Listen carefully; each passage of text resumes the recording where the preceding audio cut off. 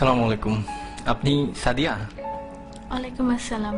জি, আমি সাদিয়া। ভাইয়া আপনার কথা বললো আপনার সাথে দেখা করতে, তাই আসলাম। আসলে আপনার সাথে কিছু জরুরি কথা বলা দরকার।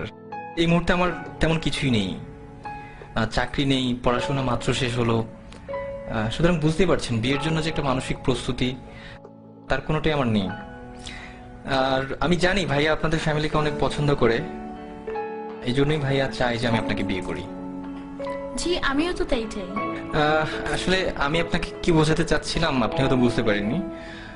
বাবা মা মারা যাওয়ার পর থেকে ভাইরা আমার দেখাশোনা করেছে বা এখনো করছে, কিন্তু এই কৃতজ্ঞতা স্বরূপ তো আমি আপনার মতো একজনের ভবিষ্যৎটাকে অন্ধকারে ঠেলে দিতে পারি না। আপনি অন্ধকার বলছেন কেন? কিছু নেই বলেই তো আমি আপনাকে বিয়ে করতে যাচ্ছি। ধরুন আমি একজন টাকাওয়ালা কাউকে বিয়ে করলাম, কিন্তু বিয়ের পর দিন তো সে মারাও যেতে পারে, অথবা তার সব সম্পদ ধ্বংসও হয়ে যেতে পারে। আমি তো টাকা, বাড়ি, গাড়ি এসব দেখে বিয়ে করতে চাই না। আমি চাই একজন ভালো মানুষ। তাছাড়া আজকালকার ছেলেদের যে অবস্থা, তারা যেভাবে চলাফেরা করে, এদের মধ্যে তো ভালো ছেলে পাওয়াটা খুবই মুশকিল। আমি যতটুকু জেনেছি আপনি একজন বিশ্বাসী মানুষ এবং প্র্যাকটিসিং মুসলিম। কিন্তু একটা ব্যাপার কি দেখেন, জীবনে চলতে টাকাটা অনেক বেশি জরুরি। আত্মীয় স্বজন কিংবা বন্ধু বান্ধব যেখানেই যান না কেন, অর্থ ছাড়া আপনি কোনো দাম পাবেন না।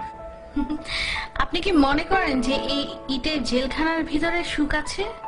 সেখানে আছে মোহ, আছে লোভ, লালসা আর নষ্টামি। তারা সম্পদের পিছনে ছুটতে গিয়ে নিজেদেরকেই হারিয়ে ফেলে। স্বামী স্ত্রীর মাঝে কোনো ভালোবাসা নেই। বাবা সন্তানকে দেখতে পারে না, সন্তান বাবাকে দেখতে পারে না। আমি তো এমন চাই না।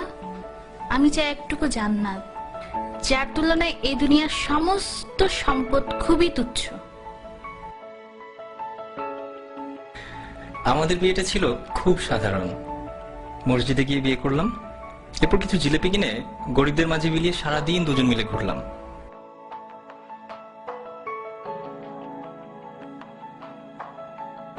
আপনি জানতে চাইতে পারেন কি ছিল আমাদের মাঝে? কিছুই না, একটি শক্তিশালী বিশ্বাস মাত্র।